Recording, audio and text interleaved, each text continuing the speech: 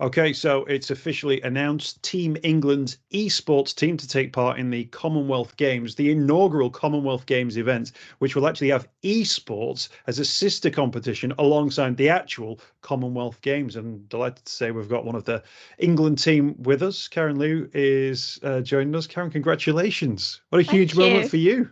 Thank you. It is. Yeah, I never thought I'd be doing something to represent England before, so this is really exciting for me. And to be part of this inaugural event, that's pretty huge as well. You're a trailblazer in this sort of new sport, which has become absolutely massive. Yeah, yeah. I mean, it's a pilot, so I'm hoping that it does obviously do well, and eventually it will pave the way for the future of esports when it does get introduced into the Commonwealth Games as a main event. When people describe esports, they may have no idea what that's about, but basically, it's playing video games, right? It is. It is playing video games competitively. Yeah. And just to give us a sense of you kind of like the scale of that as a thing as it's grown in the last sort of 10 or 15 years. I would say massive because there's been a lot of tournaments, especially the game that I played, Dota 2.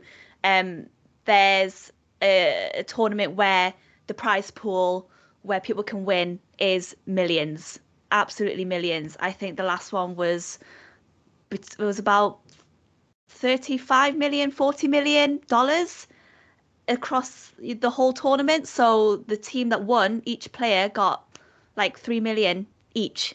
And for that, to win that playing a video game, massive, absolutely massive.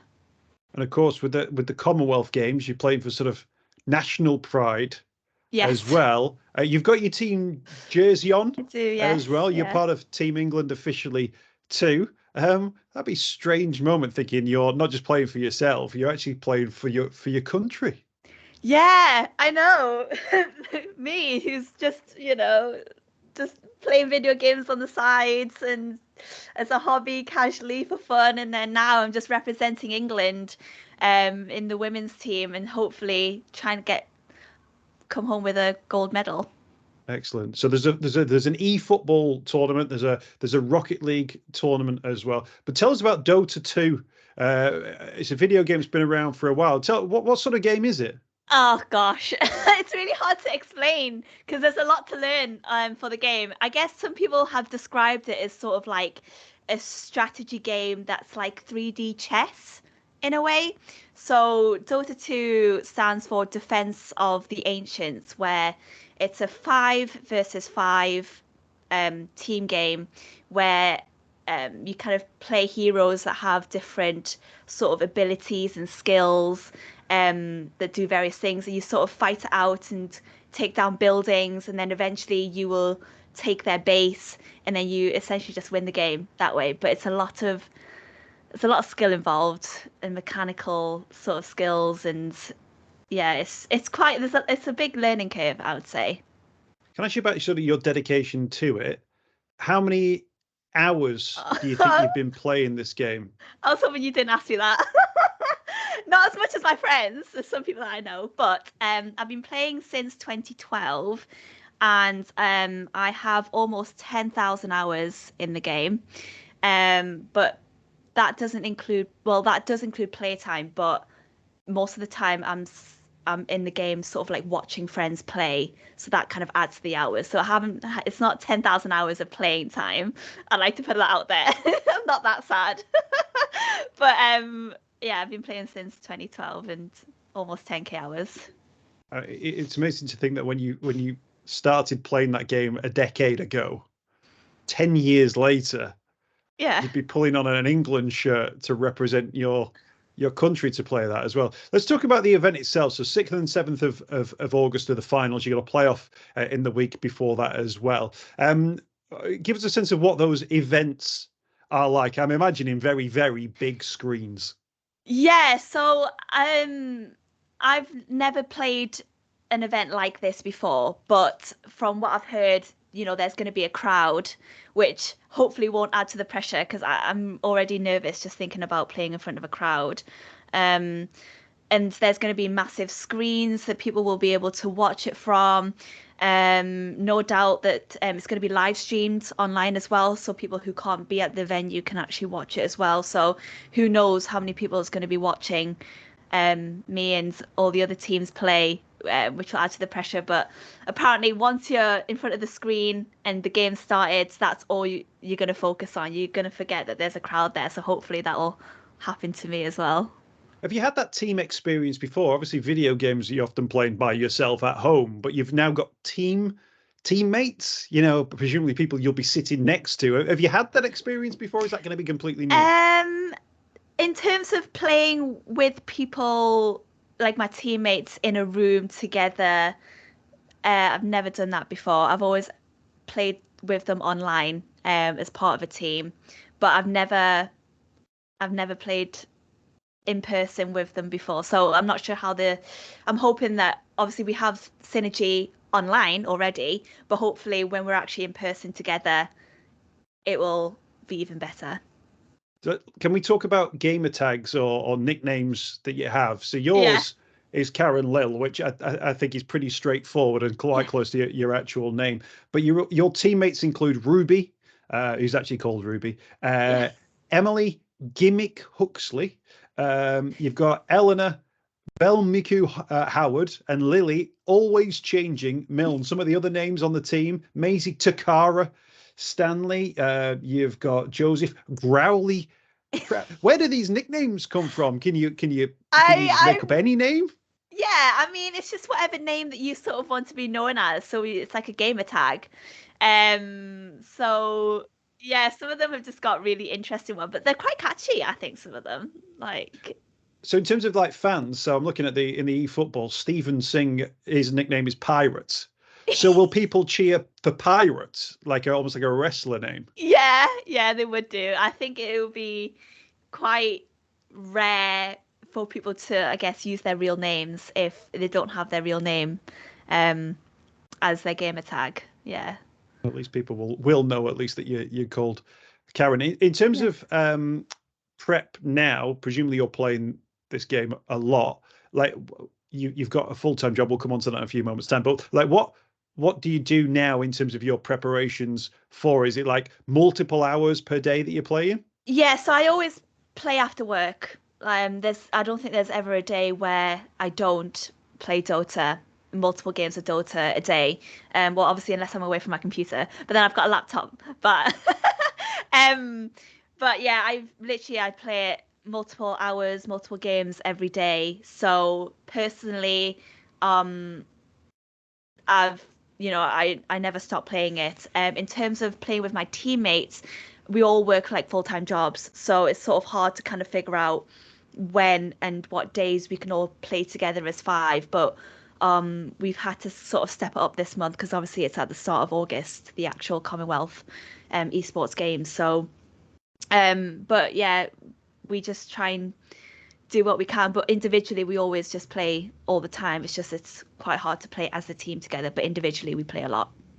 And here's the quick: how many of your work colleagues were aware of this sort of second life that you lead? Because I'll be honest, Karen, I wasn't aware until I saw your name come up on the actual team sheet that you led this double life.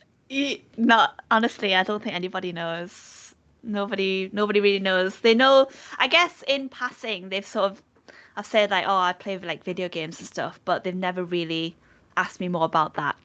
So yeah, I would say probably basically zero people at work know what I do after work. So yeah.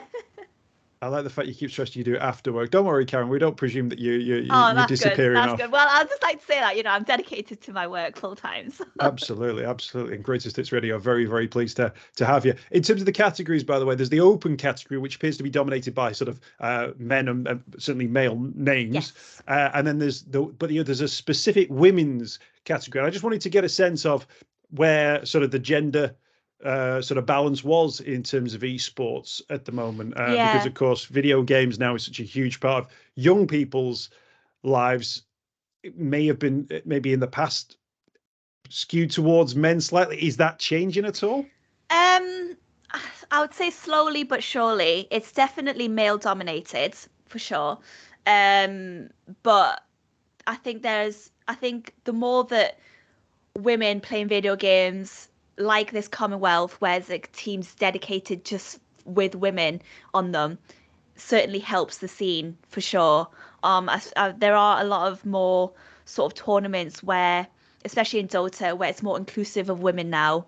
Um, it's not just women, like non-binary as well, which, is an amazing thing for esports because it will just help bring all these other non-males, come out of the woodwork and just know that there is a chance for them to compete competitively or just play more and not feel like they have to hide. Absolutely, absolutely. And in terms of that phrase of, if you can see it, you can be it. Do you expect that maybe through the Commonwealth Games and the coverage that it'll get, that actually there'll be many more, female gamers who'll say, oh, actually, yeah, this is something that I do, and this almost encourages a community to come forward and emerge. Yes, that's what I'm hoping for, and that's what my teammates is also hoping for. Um, There obviously not every nation in the Commonwealth could field a team of 5 women, which is quite sad to hear because obviously, it would have been nice to, but the fact that we have managed to at least get enough teams for there to be women's divisions in these games is an amazing thing. You're a trailblazer with this one, Karen, as well. This is a pilot event and an inaugural event, if you like. But the idea that esports will become more and more mainstream, and here you are on the forefront. What does that feel like? I think honestly it hasn't set in yet. I think it will set in when I'm away from the 1st of August. When I'm actually, surrounded by, being driven places, being in this village, boot camping. I think that's when it will set in. It hasn't. I don't think personally in my mind the sheer scale of representing England in competing and trying to get a medal. It's like it hasn't set in yet. My friends joke that I'm an esports athlete, where but that just sounds weird to me, especially if we were to win a medal as well. Absolutely. Do you have expectations about what you want to achieve? At least third. If we can come back with a bronze, that's good for me. But obviously, we're going to aim high and try and get gold for England. Good stuff. And in terms of, can I ask you about your fingers and your hands now? Do you have to go and get them like insured, or do you have to like make sure you're not doing certain things? No, no. I mean, I'm always careful anyway. But it's more of just looking after ourselves before the tournament starts because we don't want to be a woman down for the tournament because we don't have a replacement. Obviously the men's teams do because there are more male players than there are women's, but it's more keep hydrated, especially in the hot weather, and just look after ourselves, no accidents and anything like that. That's what our team manager Mark always keeps reminding us to.